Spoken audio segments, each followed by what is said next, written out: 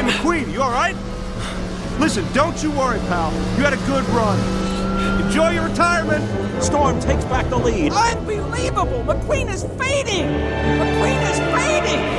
Fading fast!